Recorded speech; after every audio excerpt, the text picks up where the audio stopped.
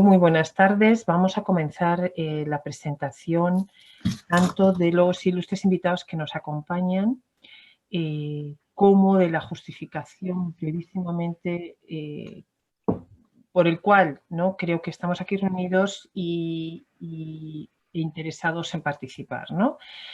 La idea de este foro este es el tercer foro. El Real Instituto Elcano realiza anualmente un foro sobre criminalidad organizada, el primero, y busca siempre un partner, ¿no?, con especialistas sobre el tema. Es una iniciativa que parte del Observatorio de Tráficos Ilícitos y Criminalidad Organizada que yo dirijo en el Real Instituto Elcano, y invitamos por primera vez a la Universidad Autónoma de México. Fue espectacular, ciertamente. El segundo año fue la Universidad Católica del Ecuador. Y por fin este año nuestros socios son la Fundación Freix Naumann, que junto con el Instituto Elcano es el partner, ¿no?, con el que estamos haciendo y llevando a cabo esta iniciativa, y a la que agradezco desde aquí su colaboración, sus facilidades y su entusiasmo, ¿no?, por empujar y apoyar iniciativas como esta. Así que también les doy las gracias. Bueno, entrando en la materia y con la justificación que pueda tener este foro, se trata de algo que el COVID ha puesto muy de manifiesto. Una realidad que, como en la mayoría de los casos, el COVID lo que está haciendo por el momento es ponernos en evidencia cuestiones que ahí estaban, que formaban parte de nuestros sistemas, del mundo legal e ilegal, pero que en este caso vamos a tratar, como ya se pueden imaginar, el mundo ilegal, y desde luego que ya existía la cuestión principal que nos convoca este año, que es el de la gobernanza criminal. La gobernanza criminal lleva muchos años operativa en América Latina, pero escenas que estoy segura que si ustedes están aquí es porque están interesados en el tema y habían podido comprobar cómo desde las propias organizaciones criminales han hecho ostentación de esa gobernanza criminal y cómo han impartido justicia, han repartido víveres, etc. Bueno, ¡ay, qué bien! Perdonen que hago la interrupción entusiasta, pero estoy viendo aquí que está el director de la Fundación Freix Naumann, Jörg Dehner. ¿Qué tal, Jörg? Me alegra muchísimo que estés aquí. Muy buenos días o buenas tardes a España. Buenos días de Lima. Muy buenos días. Hola a todos. Qué gusto verles. Igualmente, precisamente acabo de nombraros, ¿no? Acabo de nombrar vuestro entusiasmo y participación y todo el apoyo que el Cano y el trabajo conjunto que estamos haciendo el Real Instituto Elcano con la Fundación Naumann. Gracias, el honor es a nuestro lado. Y estamos absolutamente encantados. Es muy fácil trabajar con vosotros y extraordinariamente grato. Así que gracias de nuevo. Aprovecho que estás aquí para reiterarte el agradecimiento. Igualmente. Estamos también haciendo la presentación y la justificación de este evento. Estábamos hablando de las preguntas, ¿no?, que uno puede hacerse cuando el COVID de repente pone de manifiesto un problema ya existente, como es el de la gobernanza criminal, y cómo las propias organizaciones criminales han hecho ostentación de ello, como estaba diciendo, ¿no? Y esa aceptación, bueno, está grabada. Hemos visto cómo imparten justicia, cómo se alinean con todos los decretos de confinamiento, cómo han vigilado por ellos, cómo han repartido víveres. Y esto lo han tomado incluso como una forma de propaganda sobre la labor que están realizando en muchos territorios de la región y en muy distintos países, ¿no? La idea aquí, de acuerdo a esos documentos gráficos, es preguntarnos cómo es posible. Esta gobernanza criminal lo que está indicando es, en buena parte, la dimensión que ha adquirido este actor criminal y por qué. ¿Por qué pueden llegar, ¿no? ¿Por qué es posible la gobernanza criminal? ¿Qué es lo que hay en la sociedad, en este caso latinoamericana, que es el objeto de estudio donde hemos prestado atención, para que esta gobernanza pueda tener lugar? Y lo queremos hacer desde distintos puntos de vista, ¿no? Lo queremos hacer desde los propios actores criminales, que hoy se van a caracterizar, y esa gobernanza criminal lo vamos a ver desde el Estado y lo vamos a ver desde la sociedad, con un planteamiento y un punto de partida que es, sin lugar a dudas, la implicación de todos esos actores. Si hablamos de criminalidad organizada, no podemos hablar solamente de crimen organizado. En este proceso o en estas formas de organización está implicado el Estado y la sociedad, ¿no? Entonces, entendamos cómo es posible que confluyan estos tres actores para que se pueda dar esta situación. Así que, sin más dilación, George, no sé si querrás comentarnos algo o si te parece... No, continuamos. Muy bien, perfecto, muchas gracias. Vamos a dar paso ya a nuestros invitados. Ya decíamos que en esta primera mesa vamos a contemplar redes criminales y su autoridad entre la teoría y la praxis, ¿no? ¿Qué es lo que se está planteando teóricamente y cuál es la realidad? Y para esta mesa tenemos la intervención de la doctora Carolina Sampo. Ella es investigadora adjunta del Consejo Nacional de Investigaciones Científicas y Técnicas, CONICET, y coordinadora del Centro de Estudios sobre Crimen Organizado Transnacional, CECOT, del Instituto de Relaciones Internacionales de la Universidad Nacional de La Plata, Argentina. Profesora adjunta regular por concurso de la Universidad de Buenos Aires y profesora del doctorado del IBI. Doctora en Ciencias Sociales y licenciada en Ciencia Política por la Universidad de Buenos Aires, magíster en Estudios Internacionales por la Universidad Torcuato Di Tella. Si les parece, además de contar con la doctora Sampo, estarán presentes también el doctor Roberto Briceño de Venezuela y el doctor César Augusto Niño González, que presentaré sus currículums conforme vayan exponiendo, y a todos ellos les doy las gracias. A la doctora Sampo la doy ahora mismo la palabra con el fin de que por favor inicie su exposición. Muchísimas gracias, Carolina.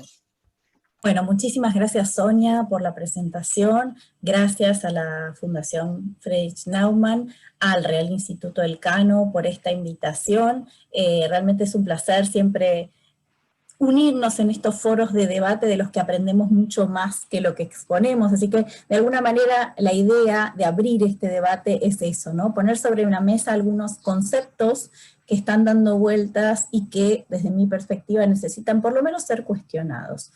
Sonia, si me permitís, voy a compartir la pantalla. ¿Cómo no? Yo porque voy a eliminar la tuya. A ver, un segundito que lo pongo en pantalla completa. La idea entonces, decía, desde mi perspectiva, es de alguna manera intentar generar más cuestionamientos que aseveraciones, en especial porque me parece que este es un tema bastante controvertido, bastante...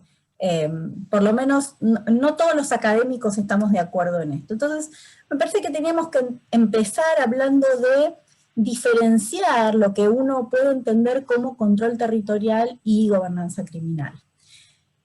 Que uno podría pensar que estamos hablando de niveles, ¿no? Pero la primera cuestión tiene que ver con cuáles son los actores que llevan adelante esta idea de control territorial, ¿no?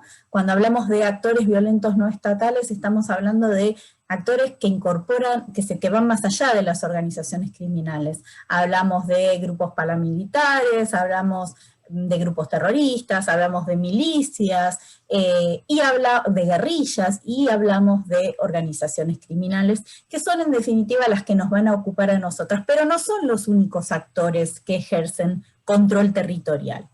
Y en este sentido, el control territorial creemos que se construye a partir de un juego establecido entre presiones de cooptación y de coerción. ¿Qué quiero decir con esto? Estas organizaciones que llevan adelante o que intentan establecer el control territorial, que intentan buscar un espacio en el que estar protegidos, que usar como hubs de distribución, donde intentan involucrar a la sociedad civil, utilizan básicamente dos herramientas. Por un lado, la seducción, puesta en palabras de cooptación, ¿no? Con la idea de convencer al otro de hacer algo que no haría si yo no lo convenzo. Pero siempre detrás de esa cooptación está la coerción y la amenaza del uso de la fuerza en caso de que ese sector o esa persona a la que estoy intentando cooptar no ceda frente a mi seducción.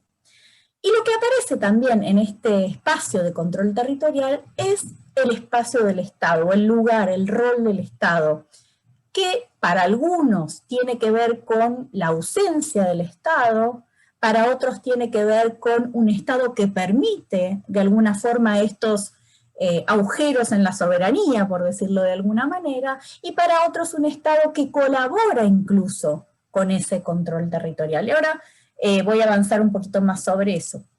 Pero me interesa concentrarme específicamente en esta noción de gobernanza criminal, que es, en definitiva, lo que nos convoca y sobre lo que vamos a discutir. ¿Qué es la gobernanza criminal? Como decía al principio, hay un montón de definiciones, de formas de verlo, pero creo, o por lo menos esta es mi visión, que la mejor forma de entenderla es que es un orden social alternativo.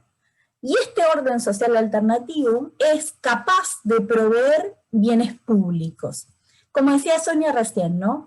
Desde la provisión de servicios básicos como agua, jabón en tiempos de COVID o elementos de limpieza, pasando por la provisión de seguridad, impartición de justicia, y con ello penas que incluso incorporan las ejecuciones extrajudiciales, podríamos denominarlo así. Esta gobernanza criminal se desarrolla en espacios territoriales muy acotados. En el caso, y por eso puse esa foto, por ejemplo, en el caso de Brasil uno puede ver cómo el Primero Comando da Capital, que hoy por hoy es la organización criminal más grande de Sudamérica, por lo menos, pero yo me animaría a decir que de América Latina, ejerce esta gobernanza criminal específicamente en las prisiones, mientras que otras organizaciones criminales ejercen esa gobernanza criminal en espacios territoriales como las favelas en Río de Janeiro, por poner un ejemplo. Pero lo que quiero decir es que con la organización de alguna manera va a variar el espacio en el que se ejerce la gobernanza criminal y también con los objetivos de esa organización. Y acá me parece que es importante ver que la gobernanza criminal, además de proveer el espacio de control territorial que mencionábamos antes, donde la organización encuentra refugio y utiliza ese espacio territorial como hub, por ejemplo, de distribución en la venta de drogas o de armas o lo que sea a lo que se dedique, es un espacio en el que se construye poder. Y ese poder es construido a partir de la legitimidad que se gana de la sociedad civil. Lo interesante es que el poder no se refleja solamente en ese espacio territorial, sino que se refleja mucho más allá de las fronteras de ese espacio territorial. Y es susceptible de convertirse en un capital político. Es decir, si yo manejo un espacio territorial determinado y tengo el beneplácito de esa población, puedo utilizar a esa población, a esa parte de la sociedad civil, para apoyar eventualmente a un candidato o a otro candidato. Entonces, muchas veces lo que empieza a aparecer acá son los vínculos entre las élites políticas y las organizaciones criminales. Ya no solo de la mano de la corrupción y de la impunidad, sino también con esta idea de tener que negociar o de poder negociar considerando que las organizaciones criminales manejan una cantidad de capital político que es interesante y que puede eventualmente poder llevar a alguien al poder o mantener a alguien en el poder. Y en este sentido también me parece que es interesante rescatar un concepto que menciona Lessing en el último artículo que saca sobre gobernanza criminal, que es el duopolio de la violencia. Es decir, la idea de que el monopolio físico, el monopolio legítimo de la fuerza física, típico, digamos, del Estado weberiano, ya no es un concepto en el que podamos descansar, porque existen espacios territoriales donde por lo menos hay dos poderes, y en este caso sería la organización criminal y el Estado, que se disputan ese monopolio, pero que en algunos casos no lo disputan, sino que comparten el poder, y a partir de ahí la idea de duopolio de la violencia. Para ir cerrando, de alguna manera, esta primera aproximación, me parece interesante una categorización que hace Arias sobre la gobernanza criminal, bajando todavía un nivel más y diciendo que en realidad existen diferentes tipos de gobernanza criminal. Y estos tipos de gobernanza criminal van a estar dados por si los grupos armados están lo suficientemente estructurados o si en cambio tienen lazos como más flexibles entre sí y con otras organizaciones, y si establecen vínculos, o mejor dicho, qué tipo de vínculos establecen con el Estado.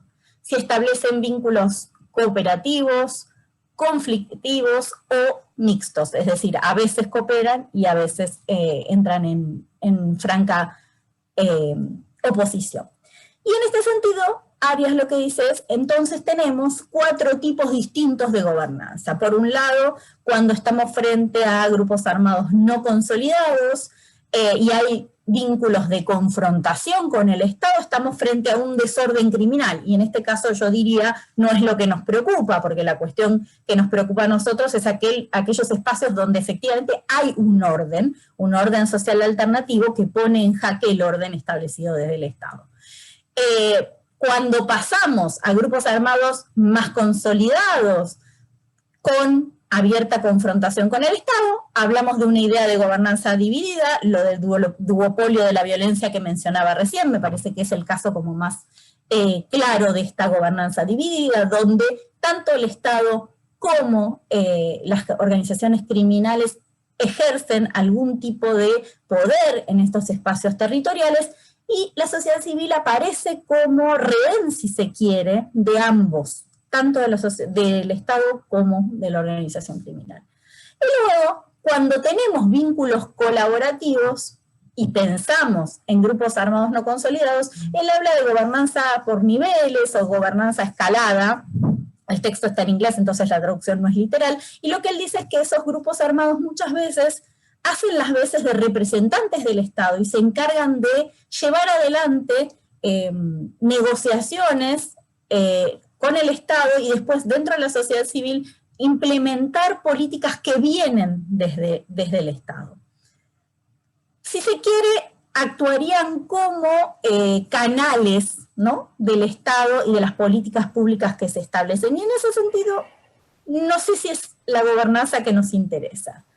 Me quedo con esta última, que creo que es la que aparece más cotidianamente cuando uno habla de este tema, que es cuando tenemos grupos armados consolidados, estructurados, con vínculos colaborativos con el Estado, que él denomina gobernanza colaborativa. Con vínculos colaborativos entiendo yo que él no quiere decir que sean abiertamente colaborativos, ¿no? Y acá entra, si quieren, el rol de la cooptación, el rol de la coerción, también el rol de la corrupción, sin ninguna duda, y esto que mencionaba al principio, la importancia del caudal electoral que implica tener legitimidad en un espacio territorial determinado. Y potencialmente eso puede convertirse en poder político. Entonces me parece que por eso es especialmente interesante este tipo de gobernanza, la gobernanza colaborativa. Para ir terminando entonces, o mejor dicho, para ir empezando este foro, porque esta es la cuestión, pero son las reflexiones finales de esta presentación, primero tener en cuenta que la gobernanza criminal tiene un lugar territorial determinado, estamos hablando de un espacio cerrado, no es cerrado literalmente, pero sí estamos hablando de un espacio demarcado de alguna manera donde la organización criminal concentra su poder, pero esto no quiere decir, que es lo que decíamos antes, que ese poder no se refleje más allá de las fronteras. En ese espacio territorial se construye legitimidad a partir de los mecanismos de cooptación y coerción, desde ya que cuando hay provisión de servicios públicos, como decíamos al principio, y no estoy hablando solamente de repartir despensas como se ha visto en México, sino mucho más que eso, sino brindar seguridad, impartir justicia. Me parece que eso es mucho más importante que aquello material, que obviamente para la subsistencia es central, pero en términos de ganar legitimidad y mostrar poder, me parece que la provisión de seguridad y la provisión de justicia es muchísimo más fuerte. Y esto sirve para reflejar poder no solamente dentro del territorio, sino por fuera del territorio. Y el tercer punto que me parece súper importante es entender que a pesar de que muchas veces hablamos de estados débiles, de estados fallidos incluso, más allá de que yo no comparta el discurso, no siempre la gobernanza criminal se produce en espacios en los que el Estado no está presente. No siempre organizaciones criminales y Estado están en competencia franca. A veces cooperan entre sí. A veces funcionan como, las organizaciones criminales, funcionan como puentes entre el Estado y la sociedad. Entonces me parece que tenemos que prestar especial atención en esta idea de cooperación en el terreno, teniendo en cuenta que el que aparece de alguna manera como rehén de esta situación es la sociedad civil. Con esto dejo como para que abramos el debate. Muchas gracias. Muchísimas gracias, Caro. Muchísimas gracias por tu puntualidad. Y voy a dar paso al siguiente ponente, que quiero recordar que por orden de aparición en el programa sería el doctor Briceño. Si me permiten un segundo, quiero recuperar el archivo. No, lo tengo que volver a sacar. Un momentito, por favor. Perdón. Aquí está. Aquí, perfecto. Ahora ya puedo compartir.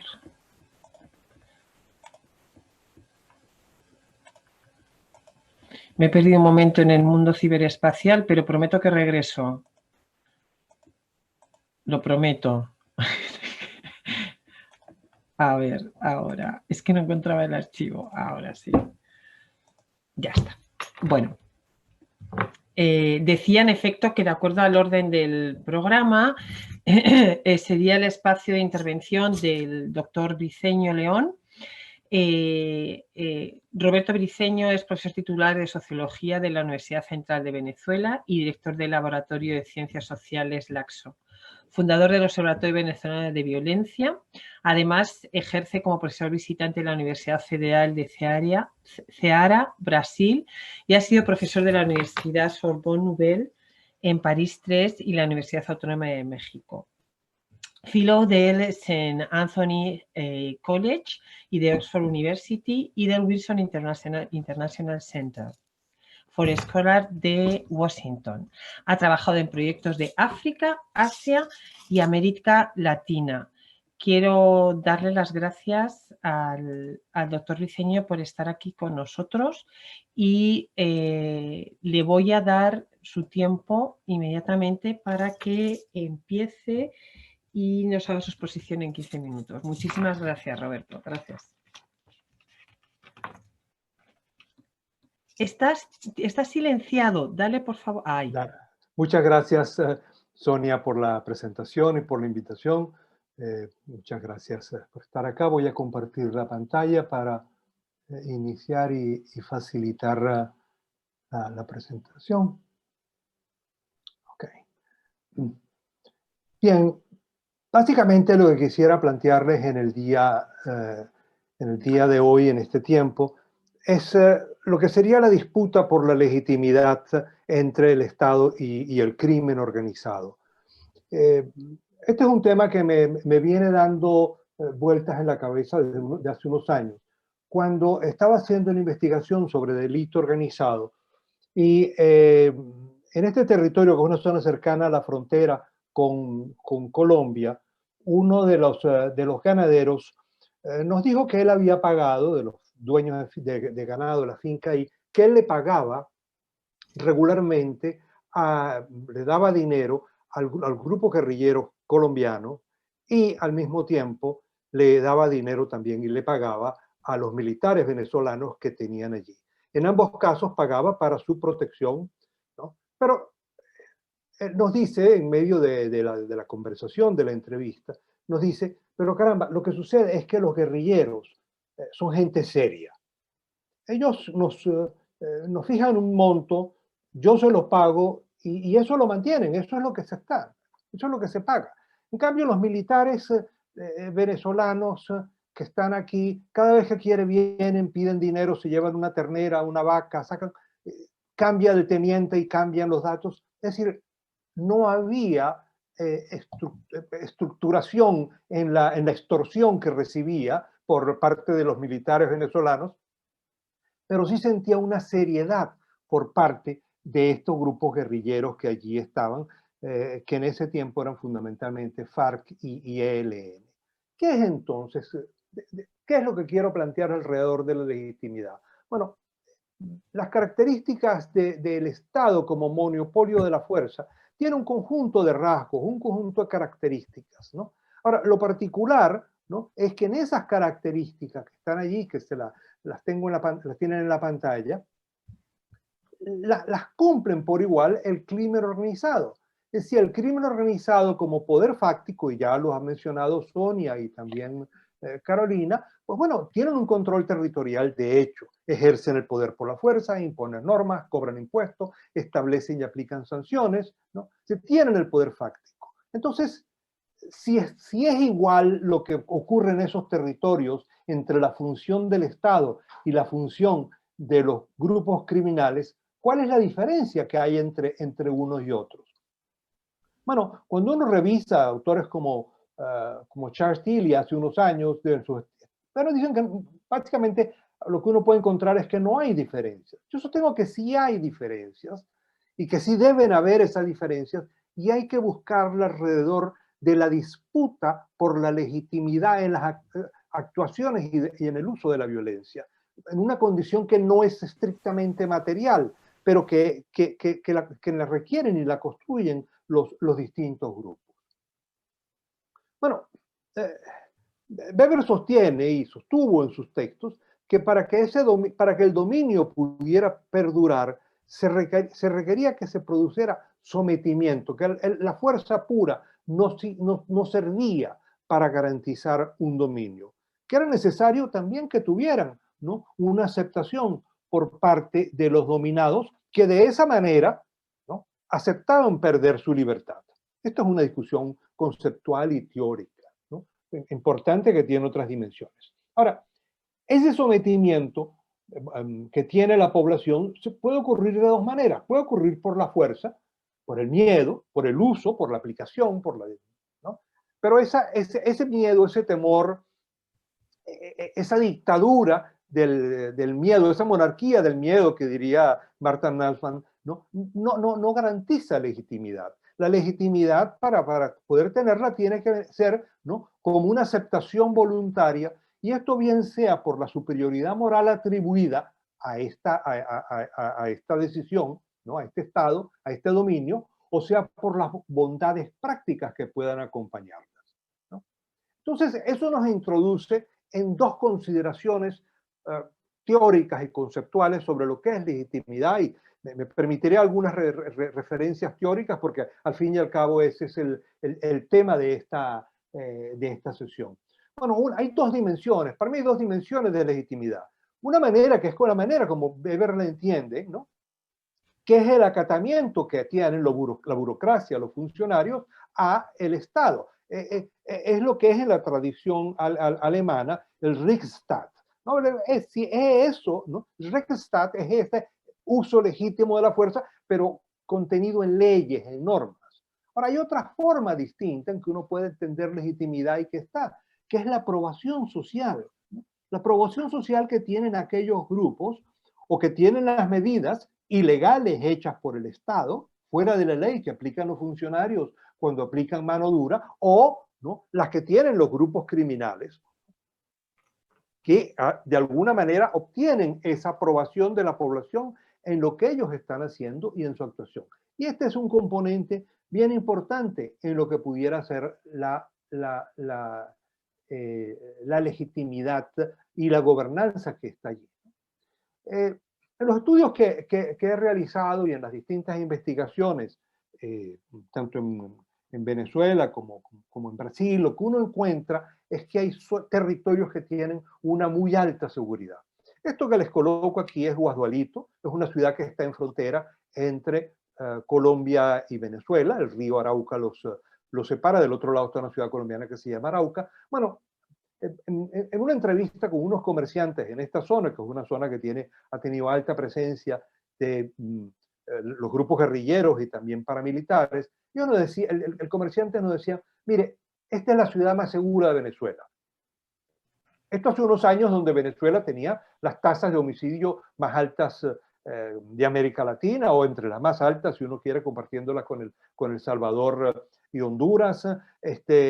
Bueno, y decía, aquí uno puede ir al banco, usted puede sacar la cantidad de dinero que usted quiere y aquí no le pasa a usted nada. Usted llega a su casa tranquilo, a usted no lo roban. Claro, a él no lo robaban en la calle depredadoramente, pero sistemáticamente él tenía que pagar protección a los dos grupos guerrilleros, quienes además tenían todas unas normas particulares para ese pago, incluso para la indexación del pago que tenía que hacerlo. Entonces, a partir de allí uno puede decir que hay 4 mecanismos, quiero resaltar, en los cuales actúa y busca legitimidad el crimen organizado. Un primer nivel es el nivel de la protección de las personas, y aquí esto es bien conocido, el trabajo, un poco lo que ha hecho, desde siempre la mafia italiana, lo que se consolidó, bueno, busca proteger a las personas, son grupos que protegen. En algunos casos, y esto es una foto que les coloco aquí abajo, en el sentido de la dualidad de poder de Lessing, que citaba Carolina, que bueno, aquí está, eso que ustedes ven allí, es el viceministro que le está entregando zonas de paz a grupos criminales para que mantengan el orden y reduzcan los homicidios, pero son a grupos criminales, quien no lo entiende. Bueno, lo interesante es que esto, y lo que digo es que ahí no solamente es la moneda de cambio para cobrar, sino que además es un mecanismo importante que le permite conseguir legitimidad a los grupos organizados. El segundo mecanismo, ya lo hemos hablado, ¿no? Es la provisión de bienes y servicios. Eso lo inició muy bien Pablo Escobar en Medellín y en Antioquia, pero de otra manera es practicada por grupos criminales alrededor de todo el mundo. Y en algunas combinaciones interesantes. La foto que les muestro arriba es en México, una manera como se están dando los grupos. Ahora, la que está abajo es una caja que tiene el gobierno, que reparte el gobierno de Venezuela.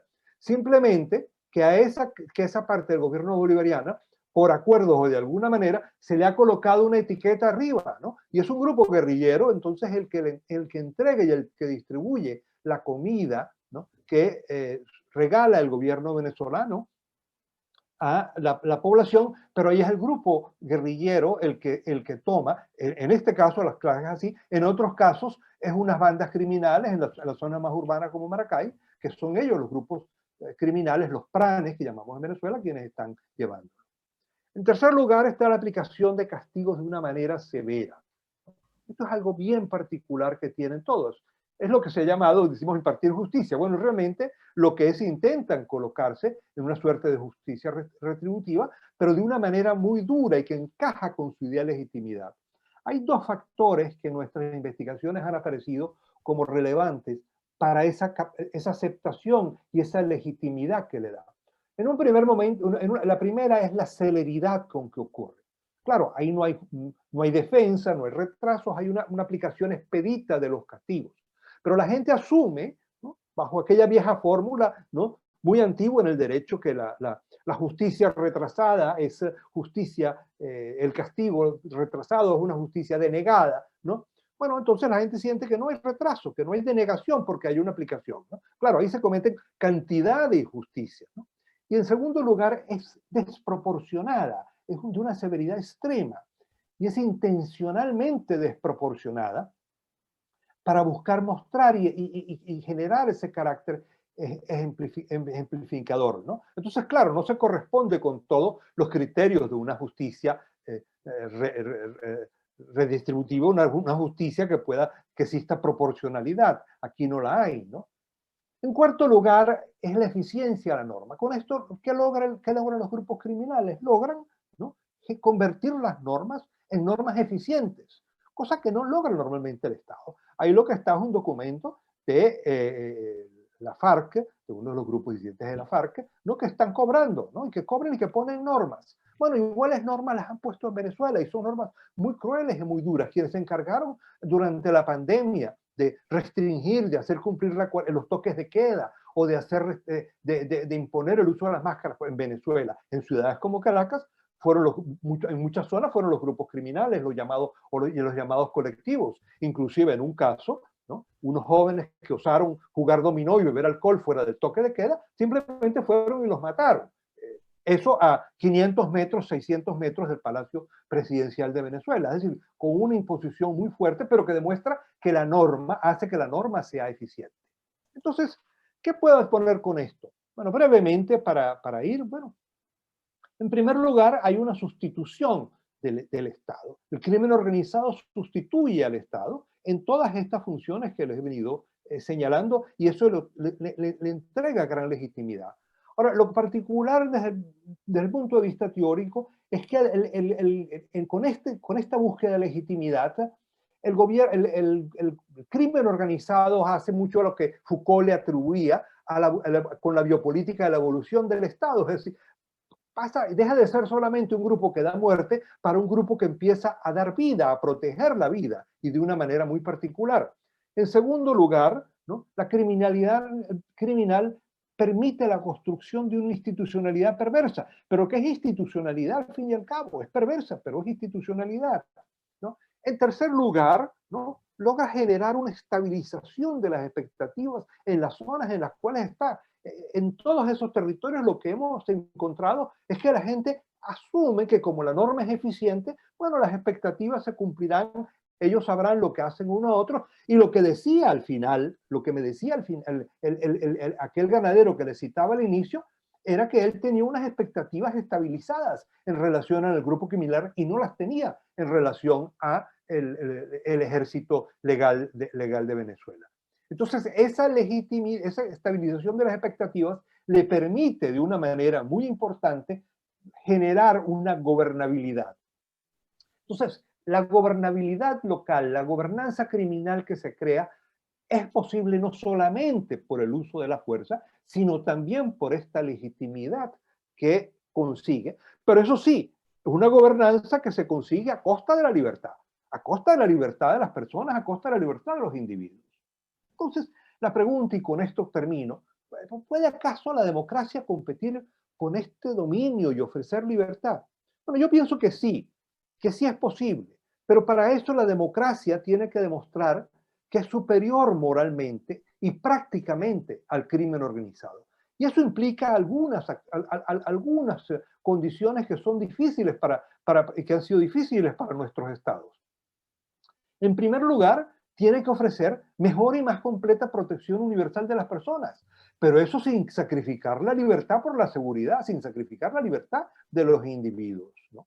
Tiene que generar políticas sociales que puedan ofrecer un delivery de mayor calidad, pero que eso no signifique manipulación, sino solidaridad y hermandad, fraternité en el sentido más clásico, que no constriña la capacidad individual, que no la reduzca, sino que la potencie.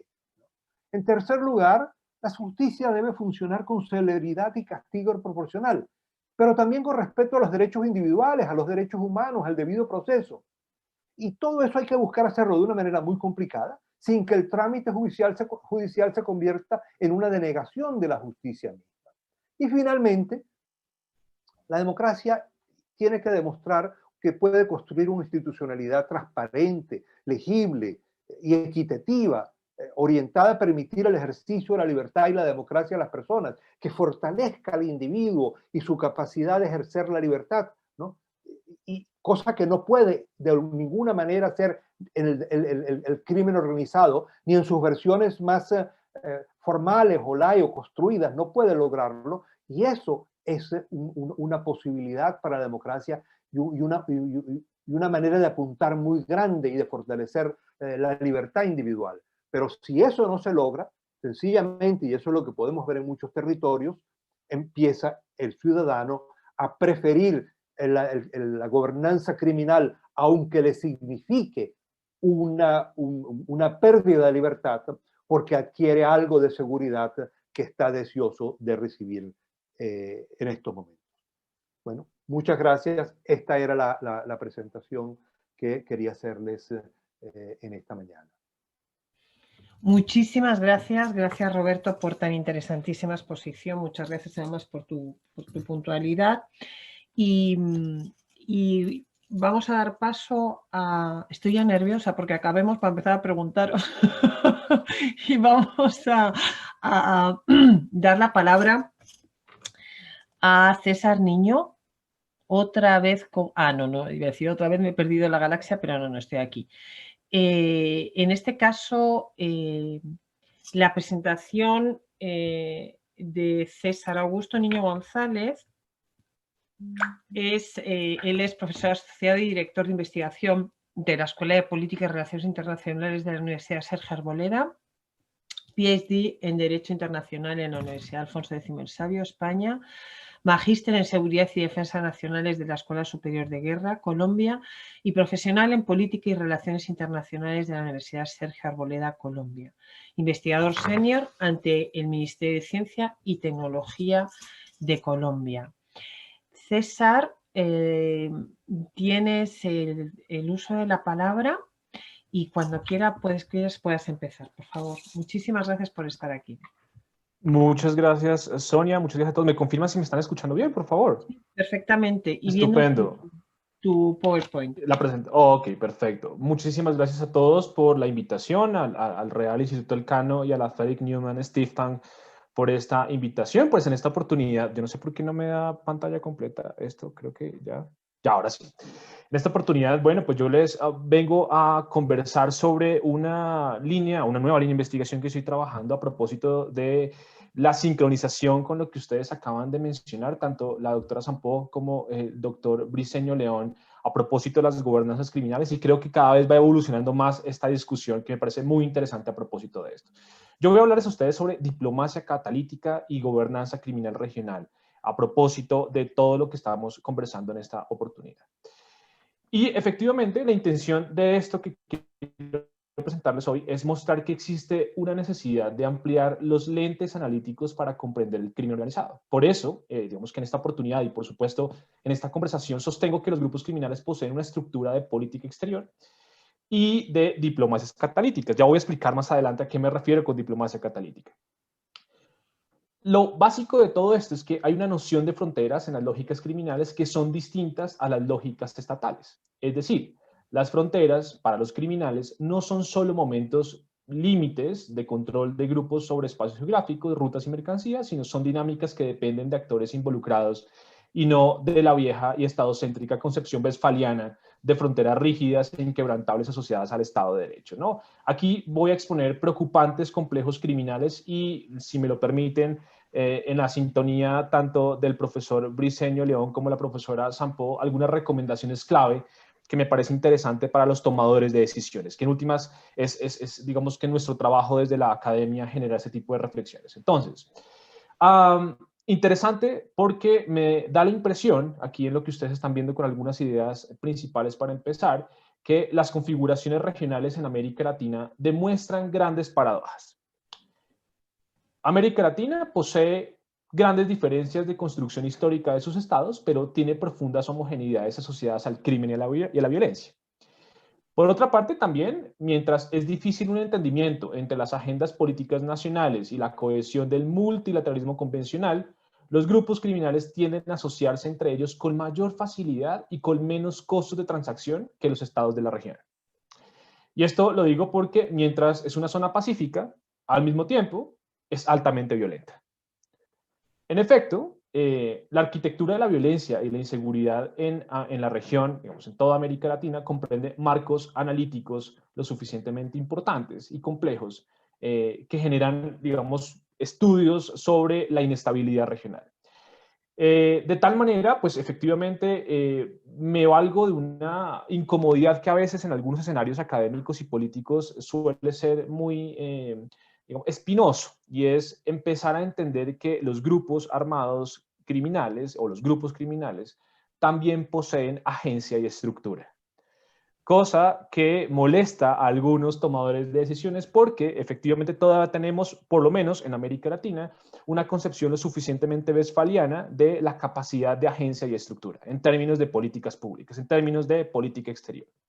Y bueno, mi intención es molestar un poco en esta oportunidad. Entonces, lo digo de la siguiente manera en tal aproximación. Voy ya, digamos, superando la aproximación conceptual que la profesora Sampo hizo bastante bien alrededor de la gobernanza criminal, que creo que no redundaré en eso y estoy lo suficientemente de acuerdo con sus aproximaciones y marcos. Si quisiera pasar efectivamente a lo que significaría entonces la diplomacia catalítica y la política exterior criminal en América Latina, como una nueva, digamos, línea o agenda de investigación en los estudios regionales. Y dense cuenta que la política exterior ha sido tradicionalmente un área de las relaciones internacionales que se estudia desde los enfoques exclusivamente casi que estadocéntricos, inclusive cuando abordamos procesos de la famosísima paradiplomacia, asociado a actividades subnacionales, pero todas en un lente lo suficientemente convencional. A saber, pueden identificarse patrones de estudio coligados a determinarla como una política pública que intenta satisfacer el interés nacional fuera de las fronteras, digamos que en términos de Rusno, Snyder, Morgan, etcétera, es decir, que a veces nos preocupamos más por que nuestros casos de estudio se acomoden a los marcos teóricos y marcos analíticos y no al revés, no generar marcos analíticos desde nuestros propios casos de estudio, que esa es mi invitación en esta oportunidad. Lo anterior es una perspectiva natural dentro de las relaciones internacionales convencionales que desconoce de alguna u otra manera que actores no estatales e incluso irregulares pueden tener agencia exterior. De tal manera, la intención es mostrar que existe una necesidad de ampliar los lentes analíticos para comprender el crimen organizado. Por eso, en esta oportunidad, sostengo que los grupos criminales poseen una estructura de política exterior y de diplomacia catalítica. Les pongo un poco de los trabajos que han venido agudizándose frente a esto, y es los trabajos de Aguirre, Butler, Dukacek y Kuznetsov, principalmente los que arrojan una nueva perspectiva no estadocéntrica de la política exterior y diplomacia desde una aproximación catalítica y de microdiplomacia. Estos autores dicen básicamente que la idea de lo catalítico configura actividades subnacionales y de actores ilegales no estatales que poseen agencia para el cumplimiento de objetivos e intereses fuera de las dinámicas territoriales donde operan. Entonces, así, el crimen organizado es parte integral de la economía contemporánea, de la globalización y de la seguridad, por supuesto, tanto regional como internacional. Y dense cuenta de una circunstancia que me llama mucho la atención. El mercado irregular tiene una influencia irrefutable sobre las estructuras económicas, sociales y políticas, afecta el desarrollo económico, redefine los canales sociales, modifica las estructuras de poder y teje redes con otros actores internacionales para su pervivencia. En efecto, en esta oportunidad la noción de fronteras en las lógicas criminales son distintas. Las fronteras son solo momentos límites de control de grupos. Un ejemplo que quisiera ir sacando a propósito de esto que estoy conversando, también lo mencionaba el profesor Briceño hace un rato, el Ejército de Liberación Nacional, el famoso ELN, en Colombia se ha convertido en el grupo criminal de mayor alcance en América Latina, con alta participación en el narcotráfico regional. Es un actor que alcanza grandes interacciones con estructuras criminales localizadas puntualmente en Venezuela, Brasil, Centroamérica y México. La evidencia recae en que el ELN ha conquistado espacios burocráticos, y ahí con eso voy sincronizando las dos agendas, tanto de la profesora Sampo como el profesor Briceño, donde metían un poco como los niveles de criminalidad, ¿no? Y es que el ELN ha conquistado espacios burocráticos en Miraflores, en altos cargos políticos, lo que lo catapulta a convertirse en un ejército irregular binacional. Ojo con lo que estoy diciendo. Lo anterior tiene profundas consecuencias para ambos países y para el panorama criminal de la región. Si se dan cuenta, en el contexto regional latinoamericano, el pragmatismo criminal prima. Dichas estructuras, en términos racionales, entienden que la única forma de prosperar es operar con otras organizaciones criminales de la región y corromper a funcionarios gubernamentales. Es lo que denomino como una receta que posibilita la pervivencia a través de la interacción y capacidad de agencia de los nodos y actores en América Latina. Si pueden ver esta tabla, son los 10 principales grupos criminales de América Latina, digamos, los grandes grupos criminales de América Latina. y son la evidencia de, digamos, estos 10, digamos, de la capacidad de gestión en el continente. Sin embargo, entre dichas estructuras aparecen otras organizaciones especializadas en distintos nodos de las actividades ilícitas, es decir, unas que no están en este ranking de estructuras, ¿no? Por ejemplo, en la triple frontera, recuerden ustedes, la profesora Sampó puede darnos un poco más de esas aproximaciones, hay evidencia, por ejemplo, de la presencia de Hezbollah con conexiones estratégicas con grupos ilegales de la zona, obtención de aproximadamente el 15% de las comisiones sobre la venta ilegal de cigarrillos y celulares. En consecuencia, los gobiernos de Brasil, Argentina y Paraguay no conectan estrategias para sincronizar políticas de seguridad focalizadas que logren un combate efectivo a dichas regiones o relaciones criminales. Una muestra más de las configuraciones de la diplomacia catalítica. Y esto me lleva a, digamos, o desemboca tal vez en algo así como existen los complejos militares industriales, pues también existen complejos criminales industriales y mercados de la violencia. Complejiza aún más las circunstancias y le da un vuelco tal vez al análisis que estamos teniendo. Y es que los arquetipos criminales en América Latina tienen el centro de gravedad de supervivencia en la capacidad de articulación con otros grupos y el beneplácito de gobiernos corruptos.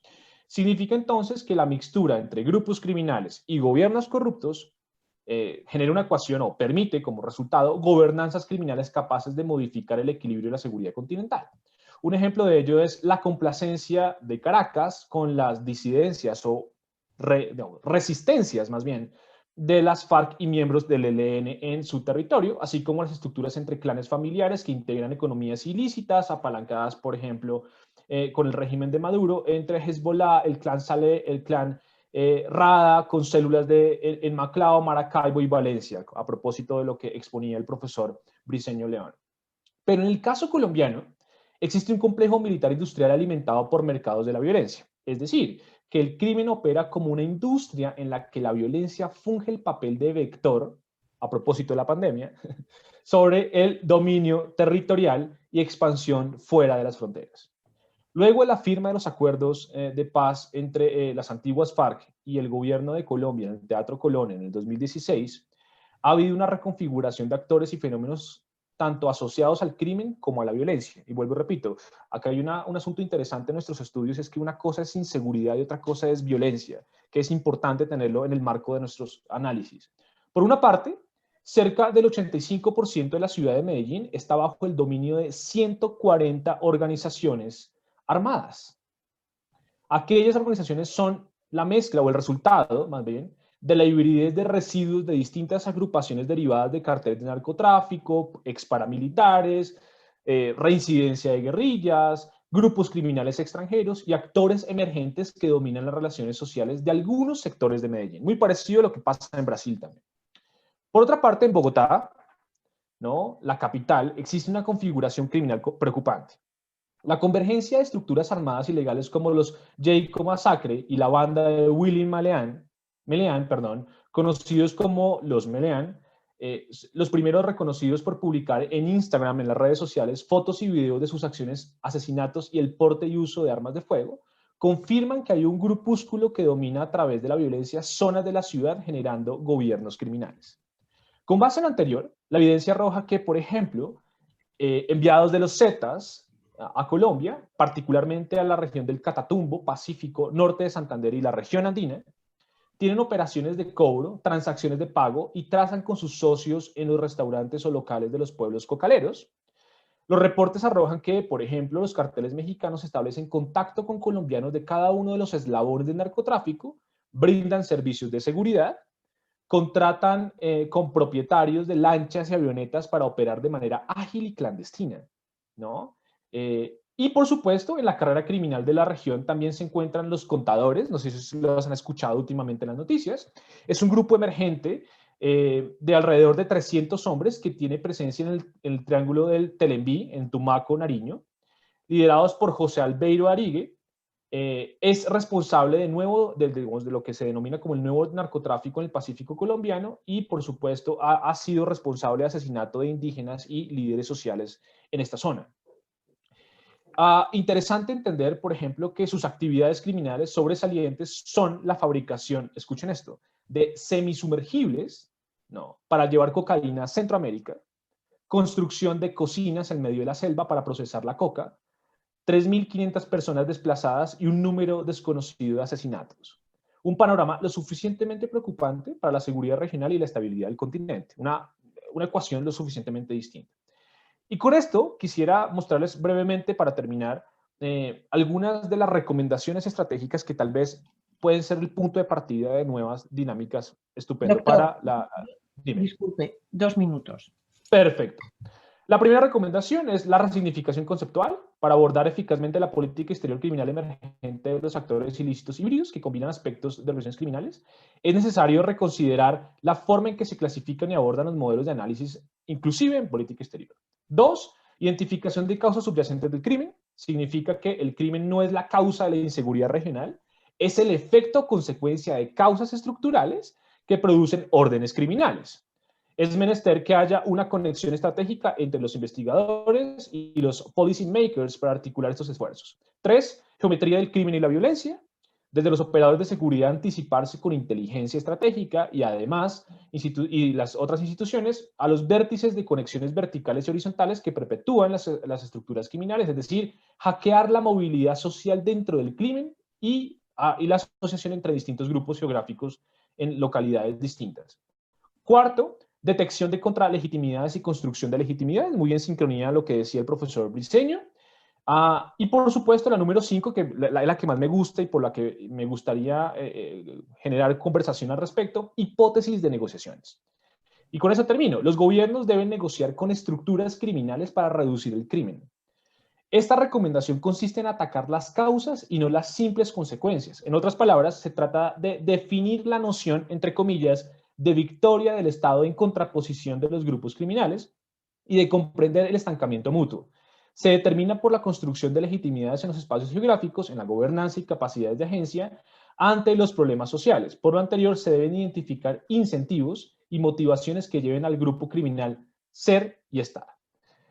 Muchísimas gracias y con esto dejo entonces para la discusión. Bueno, damos por acabado entonces las exposiciones. Muchísimas gracias a los tres. Les felicito por sus exposiciones. Además de claras, concisas, han sido de extraordinario interés y estoy segura que vamos tenemos ya todos muchas preguntas. Para respetar el turno, por supuestísimo, de todas las personas que participan con nosotros, quiero darles la palabra primero a ellos. He comprobado en la lista de panelistas que están prácticamente todos los panelistas de hoy y mañana. Quiero darles las gracias. Estoy encantada y, por supuesto, están, como ustedes ya sabrán, más que invitados también a la participación del debate. Pero, como digo, me parece que es importantísimo contar con preguntas de participantes. Y vi hace un rato que había ya una en concreto para la doctora Sampó. Doctora, ¿el gobierno venezolano podría decirse que tiene el control territorial? ¿Se comporta como una organización en el Estado? Me imagino que Evelyn Guevara es quien ha hecho esta pregunta. No sé si Evelyn quiere preguntar si alguna organización criminal venezolana. Sonia, yo creo que a lo que Evelyn apunta, y en esto le voy a pasar el mando a Roberto, que seguro tiene muchísima más idea e información que yo, tiene que ver con esto que se ha hablado mucho del narcoestado, Venezuela como narcoestado, la idea del cartel de los soles y los generales manejando parte del negocio del narcotráfico, pero sinceramente no me siento en condiciones de responderla, así que no sé si Roberto lo quiere hacer. Gracias. Bueno, sí, por favor, entre tanto, si Evelyn quiere confirmar que esa es la pregunta, pues extraordinario. Por favor, Roberto. Sí, gracias, Sonia. Gracias, Carolina. Bueno, yo pienso obviamente que el gobierno de Venezuela no tiene un control del territorio. el gobierno de Venezuela ha cedido control del territorio a grupos criminales. Lo que es particular es que en muchos lugares del mundo hay esos territorios que los controlan los grupos criminales, pero bueno, es que el Estado no logra llegar allí. Lo particular del gobierno de Venezuela es que ha compartido, le ha entregado a esos grupos, ¿no? Criminales. Y eso ha sido una circunstancia bien particular, porque hay una historia que viene de antes de la crisis económica que tiene Venezuela, que alude digamos, a otro tipo de circunstancias que estaban allí, de negocios, y de ahí surge el cartel de los soles, etc. Pero a partir de la crisis, el Estado no tiene capacidad de responder. El Estado venezolano no tiene cómo pagar el presupuesto de muchas zonas. Entonces se les está entregando a los grupos criminales territorios completos para que actúen y para poder conseguir ya no la explotación del dinero del petróleo, sino, por ejemplo, las minas. La minería, la minería ilegal que está en todo el arco minero en el Amazonas, que es un territorio superior a Portugal, para que vean el tamaño del asunto, ¿no? Eso se lo entregó al ELN, y el ELN es el que está imponiendo orden. ¿Pero por qué está imponiendo orden el ELN allí? Bueno, porque el gobierno quiere, ¿no?, quiso quitarle ese negocio a los mineros ilegales para conseguir y tomar el negocio ellos, y entonces el oro lo está tomando el gobierno, lo está negociando con Turquía, ¿no?, pero en una alianza con un grupo criminal. Está cediendo. En la zona de la frontera con el estado Táchira, el protector del estado, de esa zona que llaman, que es el gobernador paralelo que puso el gobierno, tiene alianzas con los grupos criminales y sencillamente ya no necesita que el gobierno le dé dinero para hacer política. Él está negociando todo, es el que cobra el que cobra por la frontera, el que cobra los grupos, y trabaja en combinación con un grupo paramilitar que él creó, pero además con un grupo criminal que se llama La Línea, que está en el borde, y con sectores del ELN ahí. Entonces, y así podemos repetirlo. Las cárceles venezolanas se las entregó el Estado a los grupos criminales, ¿no? Las zonas de paz fueron una entrega real, evidente, oficial. Pues le mostré la foto del viceministro cuando entregaba eso. Le entregaba el control territorial a estos grupos. Ahora, lo que es singular es que se hace con el beneplácito del gobierno, la complicidad del gobierno, ¿no?, porque el gobierno necesita entonces sobrevivir, para sobrevivir, de las rentas criminales. Y eso da una diferencia bien particular con otras condiciones. Entonces mi respuesta es: no hay control por parte del Estado, lo que hay es un control compartido, delegado con grupos criminales de amplias zonas de territorio o de áreas donde no tiene posibilidad de control alguno y que sencillamente ha abandonado. Dejo ahí para no extenderme más, con todo gusto, si quiere después puedo ahondar en los ejemplos. Muchísimas gracias. La foto con la que has ilustrado esta entrega, pero entrega oficial, es absolutamente delirante, ¿no? Cómo hay allí una autoridad estatal entregando una zona de paz a esta gente que está enseñando todas sus armas, ¿no? Es delirante, verdaderamente.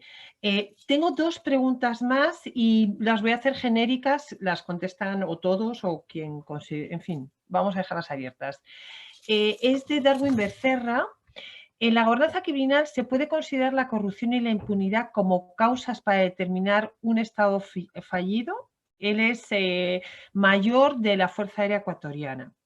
Y Luis Rodríguez, que nos dice qué nivel de corrupción debe haber entre los poderes del Estado para poder combatir el crimen organizado y narcotráfico, ya que, como dice el doctor Briceño, el Estado no tiene presencia en ciertos lugares y en ellos los grupos organizados son los que toman el control.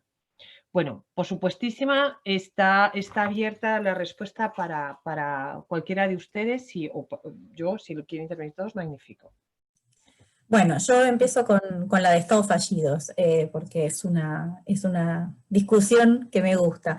Que me gusta en el sentido de que, a ver, para mí no hay estados fallidos en América Latina. Si uno tuviera que pensar en alguno más o menos cercano, podría pensar a lo mejor en Haití, y con ciertas limitaciones conceptuales. Entonces me parece que mezclar la idea de gobernanza criminal y estados fallidos es por lo menos complicado. Y me parece que lo que intentamos hacer en nuestras presentaciones los tres fue demostrar que hay cierta anuencia por parte de los estados, o por algunas veces, por lo menos, entre la existencia y la gobernanza de estos grupos criminales en estos espacios territoriales particulares. Entonces, definitivamente no podíamos hablar de un Estado fallido si el Estado está negociando, colaborando, participando, ¿no? Más allá del protagonismo o no de las élites políticas.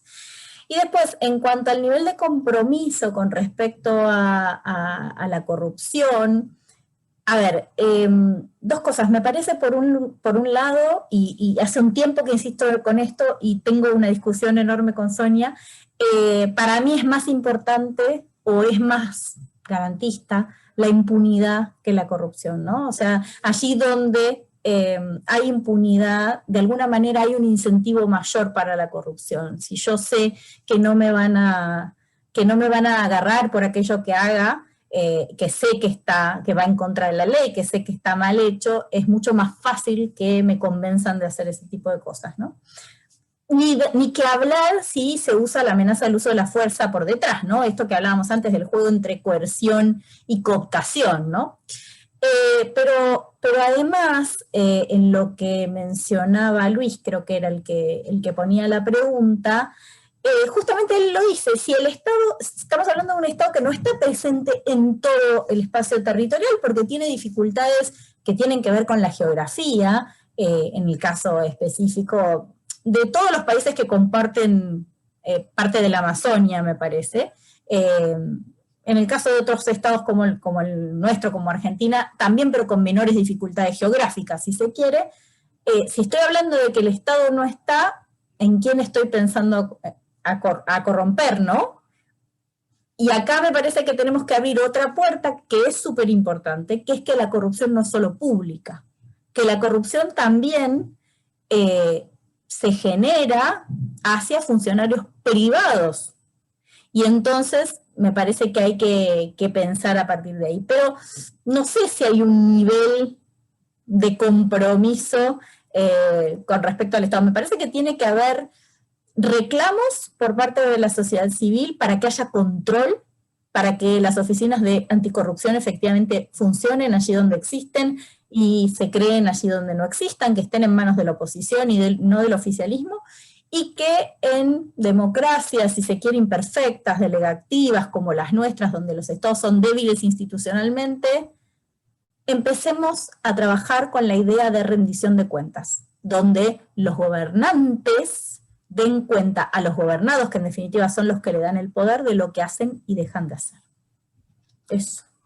Muchas gracias.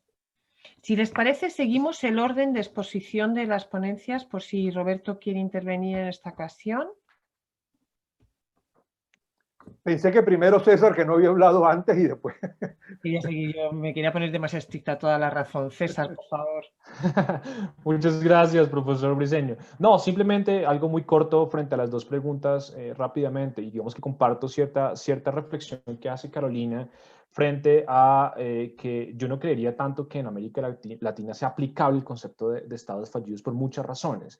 De hecho, yo me atrevería a decir que América Latina son mucho más territorios que ejecución de Estado en esos territorios. Es decir, la capacidad que tienen las instituciones públicas de completar su gobernanza sobre los territorios es mucho más débil, por lo que podríamos empezar a confundir que eso es sinónimo de Estado fallido. Yo me atrevería a decir que la coexistencia de los grupos criminales y de los gobiernos criminales en las regiones de América Latina son muestra de las debilidades estructurales y son muestra tal vez de causas subyacentes no identificadas. Y vuelvo al caso con esto, y es que para mí los grupos o la existencia de grupos o de gobiernos criminales en los territorios de América Latina, no solamente en Colombia ni en Venezuela, sino en toda América Latina, son tal vez producto de unas causas todavía no identificadas. Son tal vez el resultado de problemas de inseguridad, resultado de problemas de corrupción, de impunidad, etcétera, pero los problemas son, digamos que son los que empujan a que estos grupos sean lo suficientemente plausibles para su existencia. Creo que la profesora Sampo lo decía muy bien, y es muy interesante observar que impunidad, corrupción, independientemente de la aproximación analítica que le demos, son tal vez los que generan las posibilidades de existencia de estas organizaciones, estos gobiernos criminales. Es por eso tal vez que los gobiernos criminales son tal vez la punta del iceberg de todos estos grandes problemas. Estamos por ahora tratando de analizar o tratando de curar más bien un cáncer con analgésicos, porque no es el combate frontal exclusivamente a estas estructuras armadas lo que nos generaría mejores sensaciones o mejores indicadores de seguridad o de estabilidad y no corrupción en América Latina, sino tal vez es la identificación de las causas que hacen que estos grupos pervivan en los territorios. Muchos de estos tienen que ver con lo que exponía el profesor Briceño y la profesora Sampo frente a este tipo de asociaciones o este tipo de espacios vacíos. Y eso es un problema de América Latina fundamental. Somos más territorios que estados, lastimosamente, y lo digo también en casos particulares con el caso colombiano, por supuesto, y también sobre las complejidades en términos sociales que esto generaría nuevas legitimidades a estructuras como estas. Muchas gracias. Roberto, por favor. Sí, yo diría que el tema de la corrupción es importante, pero hay que verlo en distintos momentos. Y de alguna manera sí tiene que ver con toda la estructuración, las regulaciones, pero también con la forma de captar las rentas y lo que deriva de allí. Es decir, hay corrupción de una manera cuando hay mucho dinero y hay corrupción de otra manera cuando hay poco dinero. Y cuando hay poco dinero se pasa más al delito vulgar, ¿no? Cuando hay mucho dinero, pues hay algo más fino, ¿no? Más sofisticado que se hace allí, ¿no? Y eso da grandes diferencias. Cuando Venezuela tuvo una inmensidad de dinero, como tuvo en la primera década de este siglo, una cosa abismal, ¿no? Cuando Chávez llegó al gobierno, el barril de petróleo estaba en $10, $8, ¿no? Para el año 2007, 2008, llegó a estar en $140. Entonces, bueno, aquello era una cosa abismal, el dinero que había, y bueno, no había que robar en la calle, ¿no? Porque podía robarse en las oficinas del gobierno. Bueno, ¿qué tenemos ahora? Que tenemos que los militares y que los policías están robando en la calle. Sí, literalmente, robando en la calle, secuestrando, tirando, ¿no? Entonces son dinámicas particulares. Por ejemplo, algo que me parece que puede mostrar claro, durante muchos años la gasolina en Venezuela costaba cero. O sea, cero, sí, cero. O sea, con $1 usted podía comprar gasolina durante 10 años, ¿no? Para su carro, ¿no? Era más o menos el cálculo que en un momento dado saqué. Es decir, entonces, esa gasolina era llevada a la frontera con Colombia y pasada para Colombia a través de unos mecanismos de corrupción, bueno, inmensos, a través de lo que eran los militares que estaban allí y los grupos, y los grupos criminales. ¿Por qué? Porque un camión de gasolina que podía tener 30.000 litros, ¿no? Bueno, en el lado venezolano podía costar $10 y lo pasabas al lado colombiano y lo vendías económicamente en $15.000. Entonces, claro, era una manera... Entonces había toda una corrupción ligada a eso, y estaban los militares que cobraban por llevar el camión de gasolina subsidiada y permitirlo pasar por Colombia, el otro que abría la frontera para Colombia. Bueno, ahora en Venezuela no hay gasolina. No hay gasolina, no está, se acabó, no tienen, y la gente está pagando la gasolina más cara del mundo. $4 en algunas zonas el litro, en otras hasta llega hasta $6.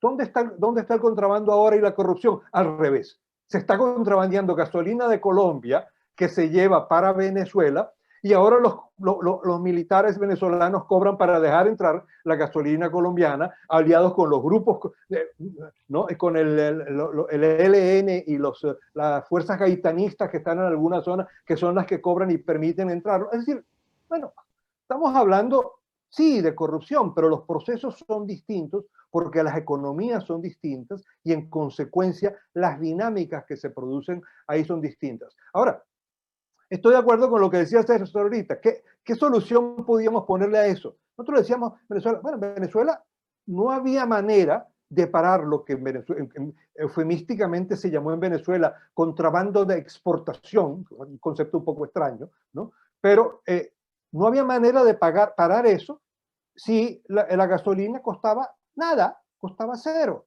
O sea, había un incentivo inmenso al crimen, ¿no? Y al crimen organizado y a la corrupción. Tú tenías que hacer un cambio que era difícil, que el gobierno nunca se atrevió a hacer, ¿no? Que aumentar el precio de la gasolina para irlo haciendo medianamente equivalente con el mercado internacional y con Colombia, para evitar los nichos de negocio que se le ofrecían al crimen organizado.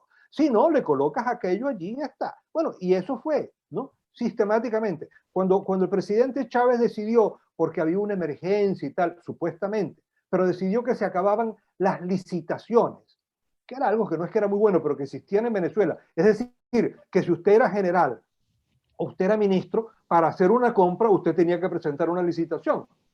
Bueno, eso se acabó. Entonces ya, sencillamente usted le dijo, cómpralo lo que usted quiera, de la manera que usted quiera, ¿no? Y eso es un incentivo inmensísimo a la corrupción. Por supuesto que Chávez no era tonto, ¿no? Chávez lo que estaba ahí era corrompiendo a sus ministros y a sus generales para después poderlos tener controlados y sometidos. Muchas gracias. Voy a seguir con las preguntas. De Juan Salcedo, los partidos políticos afines a la protección de las redes criminales hacen de frente su trabajo con ideologías políticas. ¿Cómo proscribirlos y ponerlos al descubierto? Juan Alberto Correa, además de felicitaros por vuestras intervenciones, pregunta, ¿existe evidencia de involucramiento de potencias extracontinentales con organizaciones criminales en la región con fines desestabilizadores o económicos? Voy a seguir.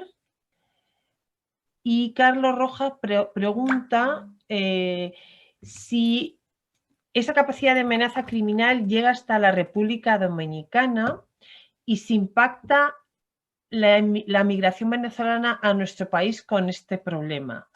Aquí quisiera apuntar, de todas maneras, por supuesto que intentamos responder a esta pregunta, que este foro este año está circunscrito al área andina y que en principio, bueno, al hacer referencia a Venezuela, podríamos contemplarla, y aunque haga referencia a República Dominicana, pero quisiera que por favor todos tuvieran presente esta cuestión.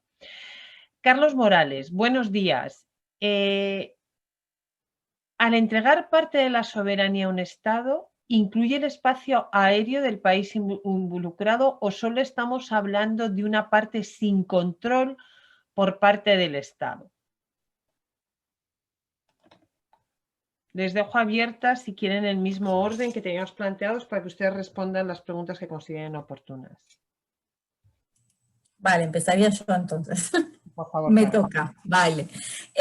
Bueno, en cuanto a los partidos políticos, me parece que es parte de la democracia, ¿no? Nos guste o no. En todo caso, habrá que intentar dejarlos expuestos, como mencionaba en la pregunta, como para evitar que tomen el poder. Pero me parece que en una democracia, más que eso, es difícil hacer, ¿no? Salvo que uno pueda demostrar empíricamente que hay una conexión real y fluida entre la organización criminal y el partido político. La pregunta de las potencias extrarregionales me confundió un poco al final porque preguntó sobre la influencia económica, digamos. En este sentido me parece que si hablamos en términos de economía formal, de economía legal, tenemos que referirnos obviamente a la incidencia de China. No conozco que haya ningún tipo de vínculo entre las organizaciones criminales de la región y las potencias extrarregionales. No tengo posibilidad ni de afirmarlo ni de negarlo. Me interesa particularmente mencionar esta idea de soberanía del Estado y el espacio aéreo. Y creo que acá hay que diferenciar entre, como decía Roberto, aquellos espacios que pueden eventualmente ser cedidos voluntariamente por un gobierno en un espacio territorial determinado, y aquellos que son capturados de alguna manera, apropiados por la organización criminal. Obviamente las organizaciones criminales hacen uso ilegal del espacio aéreo. En ese sentido, perforarían la soberanía del Estado en el espacio aéreo. Si lo hacen con el beneplácito o no del Estado, es otra discusión que tiene que ver nuevamente con si hay cesión de soberanía o si no la hay, si hay casos de, digamos, de corrupción, cuál es el facilitador de alguna manera que permite la utilización de ese espacio soberano. Y había otra pregunta más, que no me acuerdo, que me parecía interesante. ¿Sobre partidos políticos? No, no es la de partidos políticos. Sí, esto de que alguien mencionaba si había que negociar con los grupos criminales o no.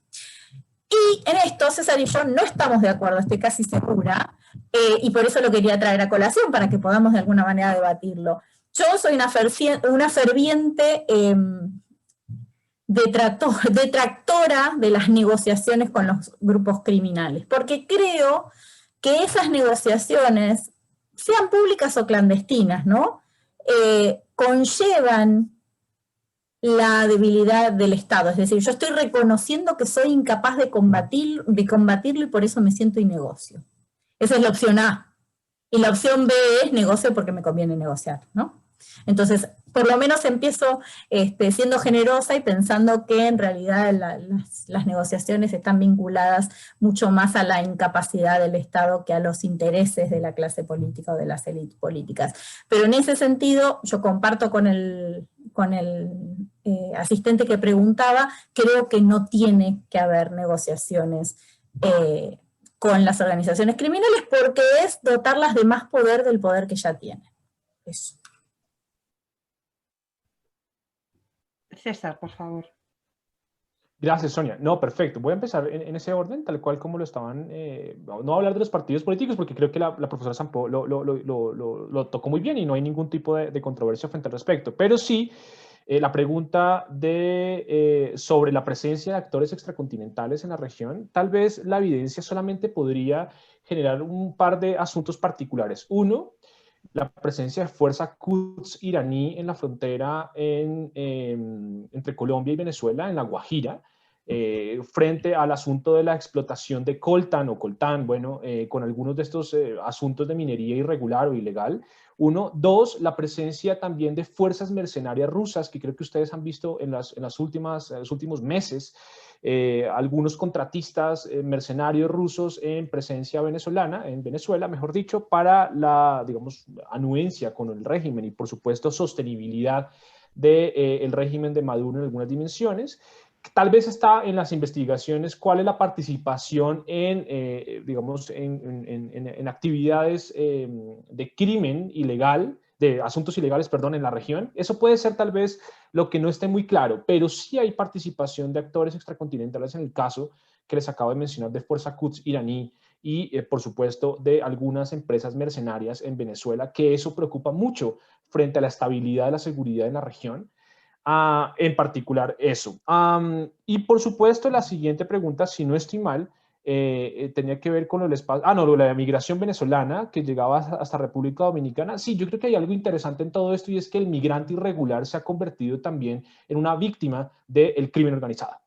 Y se ha convertido en una víctima del crimen organizado, particularmente, y lo digo por el contexto colombiano, muchos menores, mujeres, niños, niñas, adolescentes en Colombia, migrantes venezolanos irregulares, han sido reclutados por estructuras como el ELN, por ejemplo, que evidentemente esto agudiza las problemáticas, agudiza los problemas y agudiza sin duda alguna esta gran tragedia humanitaria que tenemos en toda América Latina. Entonces sí, efectivamente la migración irregular venezolana puede ser tal vez otro de las aristas de la criminalidad en este contexto, no solamente por el reclutamiento, sino también por la violencia de género y con todas estas dinámicas a propósito del cuerpo de la mujer como espacio de batalla también en estos asuntos de la criminalidad. Y finalmente, digamos, con lo que decía Carolina frente a las negociaciones con los grupos criminales, me parece interesante este debate, porque creo que tenemos asociado la negociación como un asunto de debilidad. Y yo creo que no es tan así, ¿no? Las negociaciones también son un asunto de, por supuesto, de pensar que en razón de Estado, cuáles son los incentivos y cuál es tal vez un poco el equilibrio de poder en las zonas regionales. Me interesa ese punto por una sencilla razón, y es, no sé si ustedes están al tanto, me imagino que sí, Nayib Bukele en Centroamérica, lo que ha hecho con con la reducción de los homicidios, que sí, tal vez fue un escándalo mediático muy alto, porque ha hecho unos pactos con algunas de las estructuras criminales en las cárceles, con las maras salvatruchas en las cárceles, y ha reducido el crimen y los homicidios en su país a unos digamos, porcentajes supremamente interesantes. Uno puede entender un poco cuál es el costo y cuál es el beneficio, cuál es la elección racional en todas estas dinámicas. Yo creo que cuando se definen las elecciones racionales, uno puede decir si fue una debilidad del Estado o fue un asunto de fortaleza del Estado. No es lo mismo sentar las guerrillas en su momento en Centroamérica, que fueron las guerrillas que sentaron al Estado, diferente, por ejemplo, en el caso colombiano de 2012 a 2016, que fue el Estado colombiano quien sentó a las FARC. Yo creo que también quien pone la agenda es tal vez quien de alguna u otra manera define quiénes son los fuertes y los débiles. Yo creo que aquí en temas de negociación de criminalidad no tendría que verse tanto con fuertes y débiles, sino entender, por ejemplo, que hay cosas que los criminales ofrecen a los ciudadanos como estatus social, político y económico que el Estado no ofrece. Entonces, en esas dimensiones es donde el Estado podría empezar a determinar con un poco de, no sé, de astucia estatal para empezar a reducir. Nos damos cuenta, y perdón me extiendo en la respuesta, nos damos cuenta un poco de los que son economistas, creo que comprenden el término de rendimiento marginal, ley de rendimiento marginal decreciente. Y es que hay un punto en el cual las utilidades empiezan a ser pérdidas. Entonces, el exceso de fuerza militar, el exceso de, no sé, de tecnología armamentista, etcétera, no es directamente proporcional a la superioridad que yo tengo con mi enemigo.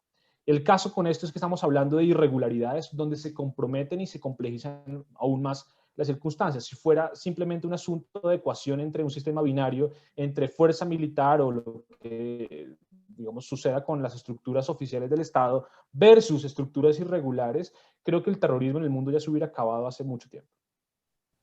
Muchas gracias. Roberto, por favor. Sí, gracias, Sonia. Comenzando en la pregunta un poco al revés. La entrega de soberanía es aérea. No es solo terrestre, sino aérea. Sí, claramente sí. Y es muy importante eso para muchas de las operaciones de los grupos criminales. Claro, yo diría que, por ejemplo, en Venezuela hubo dos momentos distintos. Hubo una entrega de soberanía terrestre y aérea a comienzos de los años 2000 que hace Chávez como una manera de darle apoyo a la FARC, que estaba fortaleciendo en aquel momento y que él pedía que incluso que fuese reconocida como una fuerza combatiente, que se le diese legitimidad, ¿no? Lo pidió ante el Congreso de Venezuela, ¿no? Abiertamente, ¿no? Entonces ahí en aquel momento Chávez pone una contención y le impide a los militares que actúen y que respondan como lo venían haciendo durante los 20 años anteriores. Él le impide que eso sea y simplemente los paraliza. Luego después el asunto cambia y se hacen más cómplices. Pero bueno, en aquel momento tiene esa función y logran mandar a parar los radares. Ahora, ¿qué sucede en los años recientes? Que regularmente se observa que los radares, ¿no?, son apagados. Y son apagados en distintas zonas que tienen que ver en la frontera con Colombia, como que tienen que ver en el estado Zulia, Perijá, tienen que ver en la península de Paria, que es donde salen muchos vuelos hacia el Caribe y hacia Europa. O sea, son mandados a apagar los radares en ciertos momentos para permitir. Y eso ya, el tema es distinto, el tema es estrictamente económico, no tiene ningún sustento político como lo tuvo a los inicios de los años 2000, que tenía una referencia política. En relación al tema de la presencia extraterritorial, eso ha existido desde, por ejemplo, en Venezuela, muy claramente desde el año 2000, de inicio de la década. En un primer momento era usada Venezuela para el lavado de dinero y el financiamiento de grupos en el Medio Oriente. Se utilizaban muchos mecanismos con los cuales iba dinero a financiar estos grupos, fundamentalmente Hamas y Hezbollah, que tenían mucha presencia y que se buscaba esa ruta. Se utilizaba Venezuela también para quebrantar, para bypassear las sanciones que tenía Irán en aquel momento, cuando toda la polémica nuclear del desarrollo nuclear en Irán, se buscaba, Venezuela fue usada para eso. Claro, eso ha cambiado también nuevamente por la nueva situación. Venezuela hace unos años se logró saber que había firmado más de 270 pactos, ¿no?, supuestamente económicos y no sé cuánto, con Irán. Ninguno de esos pactos fueron públicos, no se conocía, no se sabe su contenido. Eso cambia radicalmente. Irán empieza a tener una presencia distinta en Venezuela, una presencia ya, como decía, desde el punto de vista militar. Se supone, bueno, iban a construir una fábrica de tractores, eso después cerró, se llamó Benirán, eso cerró como fábrica de automóviles, ¿no? Pero hay una cantidad de movimientos ahí que no quedan claros, pero ahora el proceso es completamente distinto. En mucho a mí me dan momentos que intentan reproducir algunos escenarios de confrontación, como lo que estuvimos en América Latina en relación a Cuba hace varias décadas. Se intenta reproducir algunas de esas dinámicas, y la presencia es distinta. Ya no se trata económica, son grupos que están instalados y que pueden tener una capacidad importante de actuar y de poder actuar militarmente y de convertirse en una amenaza regional, que es una forma de intentar ofrecer y de intentar garantizar fuerza y poder al gobierno. Y entonces empiezan a entrar ya en una dinámica distinta y en una forma de negociaciones distinta. En el caso de China, que refería, en Venezuela no ha tenido una presencia económica, no realmente más política, más allá de algunos apoyos generales que ha dado, y más bien ellos fueron víctimas del crimen organizado en Venezuela en muchos de los proyectos que tenían en el país, porque sufrieron sistemáticamente a la extorsión, por ejemplo, en todo lo que fue un desarrollo de ferrocarril que ellos tenían que cubrir, ¿no? Y en unas construcciones, pues sencillamente la extorsión, los grupos se encargaron de extorsionarlo sistemáticamente y sencillamente no pudieron aguantar mucha de esa presión y no se atrevían a responder y no querían tener una presencia política abierta, lo cual es completamente distinto a lo que es el caso de Irán, que está buscando más bien hacer muy abierto y muy explícita su presencia, porque obviamente corresponde con una estrategia a largo plazo muy distinta entre los dos países como fuerzas políticas y militares extraterritoriales. Lo dejaría allí para no... Muy bien, muchas gracias, Roberto. Ustedes los participantes no paran, se están animando a hacer muchísimas preguntas. Nos quedan 5 minutos, el tiempo ha pasado volando, entonces yo voy a hacer alguna propuesta y voy a intentar resumir para los 5 minutos que nos quedan alguna pregunta, ¿no? Voy a proponer a Luis Rodríguez que él pregunta por qué es lo que se puede hacer, ¿no? ¿Qué políticas se tienen que formular para que el Estado combata todo esto sobre lo que has hablado y tenga más presencia el Estado? A Luis Rodríguez le propongo el debate de mañana que cierra este foro. Contamos con la presencia del general Óscar Naranjo, que es un gran experto general de policía de Colombia y gran experto en crimen organizado, y con Juan Gama, que es el codirector del Pacto, que es un proyecto de la Unión Europea que está cooperando con América Latina en el combate de criminalidad organizada. Se me ocurre, les invito a todos a estar presentes y participar en este debate, y que mañana precisamente formule de forma explícita esa pregunta, porque ellos están implicados directamente en esas políticas de seguridad. Para incentivar un poco más el debate sobre la negociación con la criminalidad organizada, precisamente también como otro vía, hay un comentario. Juan Carlos Correa plantea que en Colombia Uribe negoció con las autodefensas ilegales en 2005 y Santos con las FARC la década pasada, generando impunidad y reduciendo intensidad de la violencia, pero el crimen siguió y ahora se intensifica de nuevo. Quizá el asunto no sea el de negociar, sino el de abordar las causas estructurales del crimen organizado. Lo dejo ahí para seguir discutiéndolo en próximos momentos. Y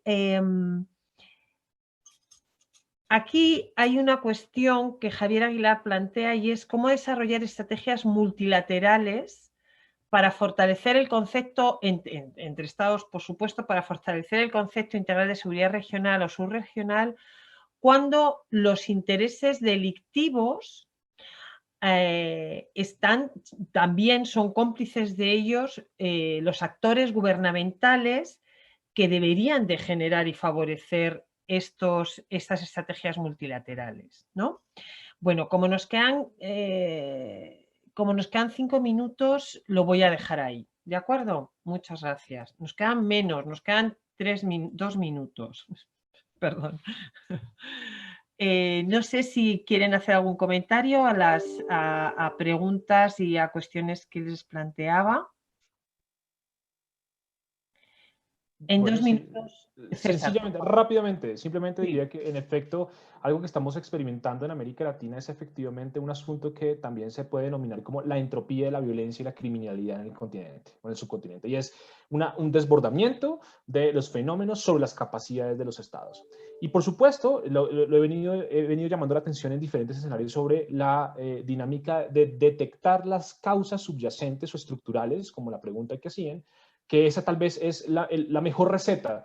Tal vez el problema es que no la podemos identificar todavía. Las particularidades de los territorios, lo que pasa en Venezuela, lo que pasa en Colombia, lo que pasa en Ecuador, lo que pasa en todo el subcontinente, no tienen la misma causa en todas las partes. Ahí es cuando empezamos a identificar efectivamente los problemas para atacar y atajar el problema de la criminalidad. Ya, muchísimas gracias. Yo diría, Sonia, simplemente un asunto que como el crimen organizado se ha vuelto transnacional, la respuesta tiene que ser transnacional. No es posible hacerla de otra manera. Claro, eso genera unas grandes dificultades cuando hay algunos estados, ¿no?, o algún estado que no quiere cooperar con ese control, sino más bien está interesado en que se difunda eso como una manera de socavar la legitimidad de los otros estados, que les son políticamente competitivos o no amigos. Ya, de acuerdo. Bueno, muchísimas gracias a todos. Si sus agendas se lo permiten, les invito a seguir participando tanto hoy como mañana en el evento. Muchísimas gracias a los panelistas que están también presentes y que les invito, que van a participar ahora y que les invito a seguir también mañana. Y vamos a hacer un descanso, si les parece bien, de 15 minutos, por favor, con el fin de que descansen y que puntualmente retomemos la reunión a las, iba a decir a las 5, no, en punto del país que sea, ahora son y 45, pues en punto, porque para que empezar a hacer equivalencias, nos volvamos a reunir pero en Venezuela no es en punto, cuidado con eso. Bueno, muchísimas gracias. Nos vemos ahora, ¿de acuerdo? Gracias.